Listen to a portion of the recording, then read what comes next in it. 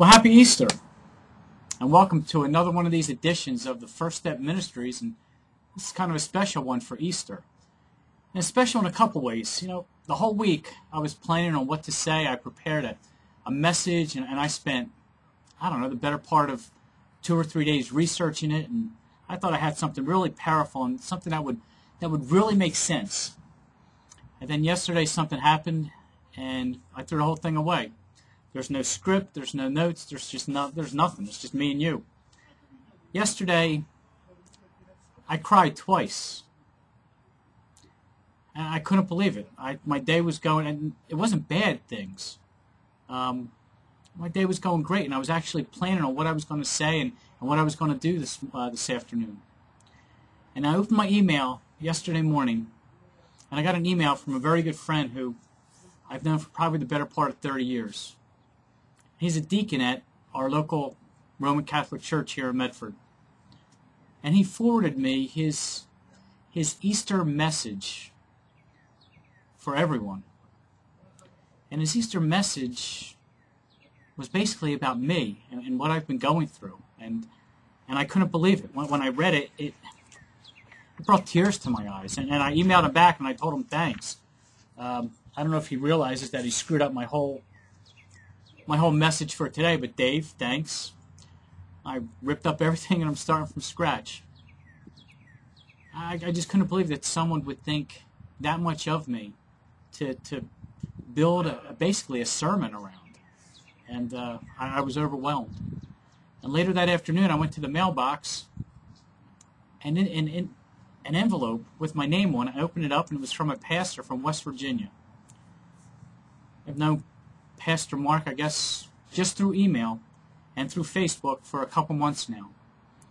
And yet we had discussions about what I'm going through, and he shared with me some of the things he's going through, and he went out of his way to mail me a prayer cloth, a cloth that he anointed with oil and prayed on himself and asked me to use it for healing.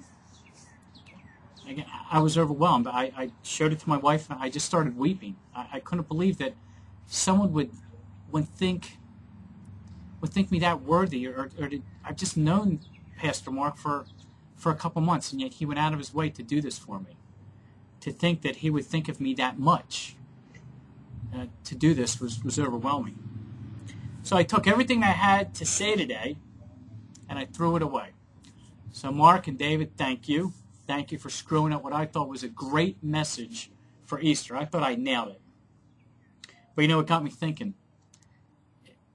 Those two acts, for someone that I've known for 30 years to think that much of me, and for someone that I've just known a couple months to think of me that much, to go out of their way and show the kind of love that they did, it really put things in perspective for me.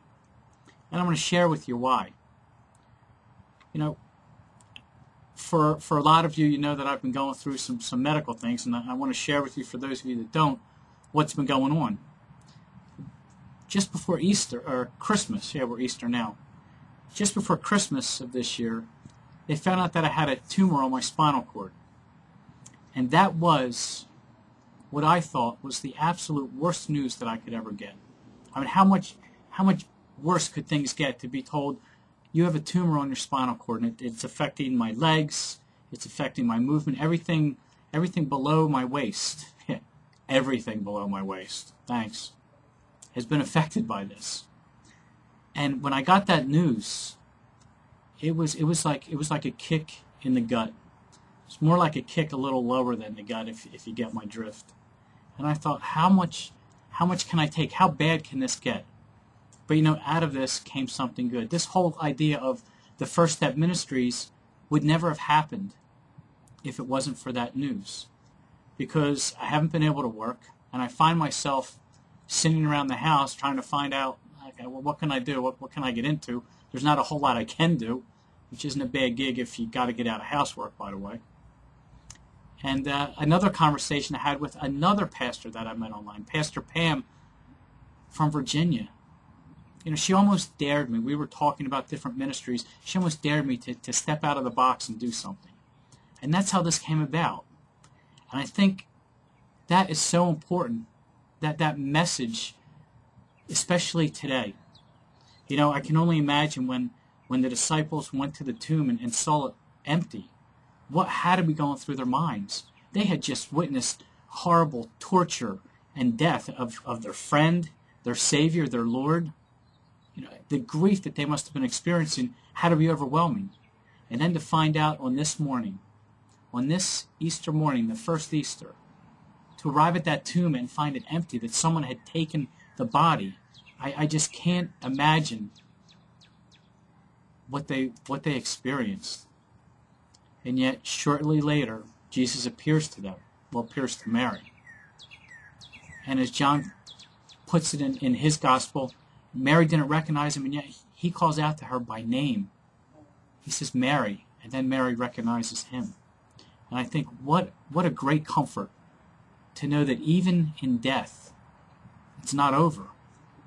That our God knows us by name, and that death isn't going to stop that. And even the worst news, even the absolute worst thing that can happen, it's not the last thing that's going to happen.